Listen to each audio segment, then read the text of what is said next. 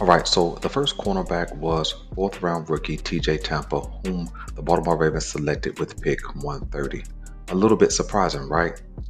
You see, when you look at his pre draft profile, when you look at how they speak about his height, his athleticism, his length, his coverage ability, his aggressiveness, his physicality, his willingness to come up in the run, you're really kind of reading a first round profile, right? And all of the draft analysis that we saw and projections had TJ Tampa going into the second round.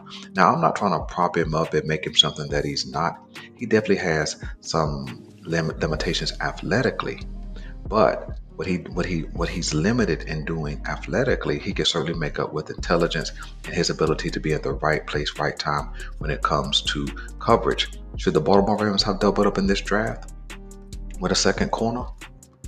I don't know, right? I know I saw a lot of people wanting them to have doubled up at other positions. But when you think about his skill set, what he's going to bring to the table as a rookie, he seems to be an immediate upgrade over the other two young guys already on this roster, Pepe and JAD. So it sounds like that TJ Tampa is a better value than expected, especially when you measure him to the other two guys on this list.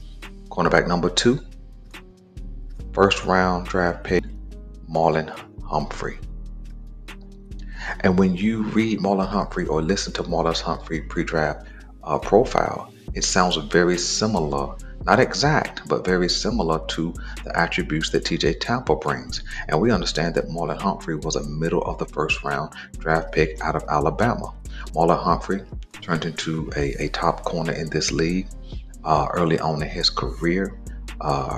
He was rewarded with $100 million contract, and he's played very well up until the last couple of seasons with some injury.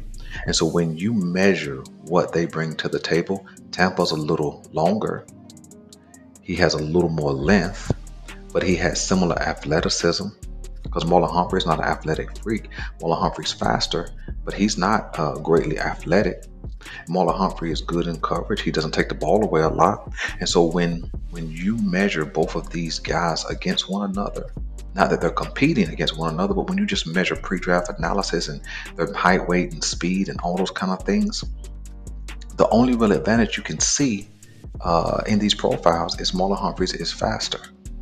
And so it sounds like if he can, if you can get out of TJ Tampa what you've gotten from Marlon Humphrey or this last guy, the Baltimore Ravens got definitely a steal in this draft. Let's talk about the last cornerback. Cornerback number three was Jimmy Smith.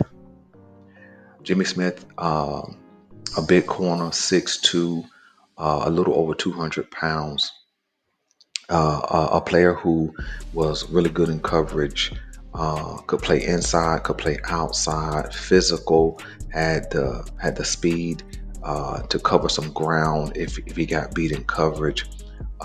Good length for deflecting balls, all those kind of things, and all those are attributes listed in TJ Tampa's profile. So when you think about it, TJ Tampa in the fourth round, I'm not sure where Jimmy Smith was drafted, but TJ Tampa was drafted in the fourth round, near the bottom of the fourth.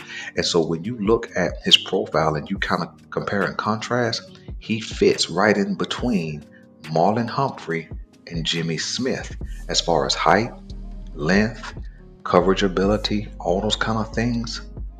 He matches well with these two guys. So when you look at where he fell and where the Ravens selected him, whether we agree with the pick or not, it sounds like TJ Tampa was a good value, and that is something to be excited about, because if he can bring the things he's shown in college to the NFL in this Baltimore Ravens defense, we will have a better secondary in 2024.